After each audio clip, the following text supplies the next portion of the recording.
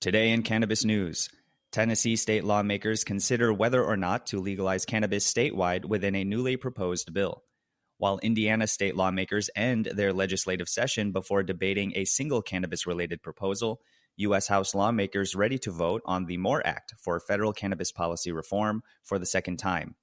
And ahead of a U.S. House floor vote on the MORE Act, a congressional research analysis outlines the issues caused by federal cannabis prohibition. It's Thursday, March 31st, and this is your Trichomes Morning Buzz. Broadcasting live from the Trichomes.com studios in Southern California. It's time for your Morning Buzz. We bring you late-breaking news that keeps you up to date with what's happening in the cannabis industry. First up, Tennessee state legislators are this week debating whether or not to legalize cannabis statewide. The state Senate Judiciary Committee in Tennessee is reviewing a proposal that would allow individuals 21 years of age and above to carry cannabis. Adults would be able to possess and transfer cannabis in permissible quantities under the Free All Cannabis for Tennesseans Act. Individuals would be able to cultivate a maximum of 12 plants on their premises if the proposal passes. If permitted for medical purposes, it would additionally permit parents or guardians to dispense cannabis items to minors. My constituents are regularly asking, why are we dragging our feet on this, said State Representative Bob Freeman, adding, let's talk about the financial benefits this could have for our state. What could we fund differently? What could we fund better?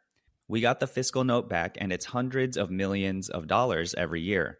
States that have passed this before, it's billions of dollars in additional state revenue.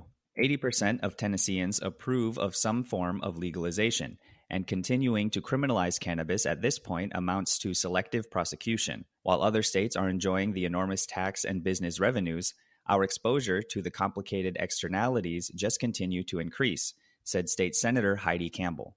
Next up, days following Indiana state lawmakers concluding their 2022 State House legislative session without debating any submitted cannabis proposals, U.S. federal Democrat legislators are again considering a bill for nationwide cannabis policy reform. In 2020, U.S. House Democrats initially advanced the Marijuana Opportunity Reinvestment and Expungement Act, which would eliminate cannabis-related criminal sanctions, establish a national federal cannabis tax, and erase criminal records for minor crimes involving cannabis.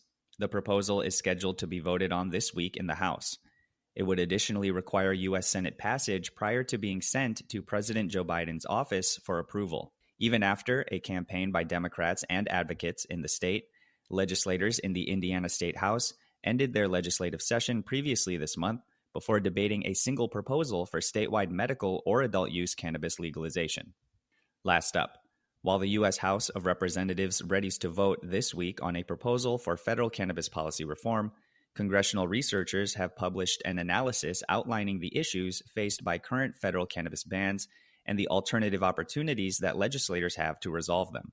After a House Rules Committee meeting on suggested bill modifications slated for earlier this week, the full chamber is poised this week to vote for the second time on the Marijuana Opportunity, Reinvestment, and Expungement Act submitted by Judiciary Committee Chairman Gerald Nadler.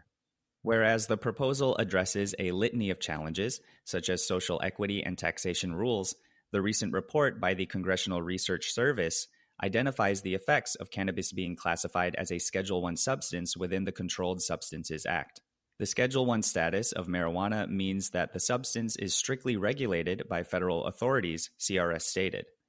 Yet, over the last several decades, most states and territories have deviated from across-the-board prohibition of marijuana and now have laws and policies allowing for some cultivation, sale, distribution, and possession of marijuana.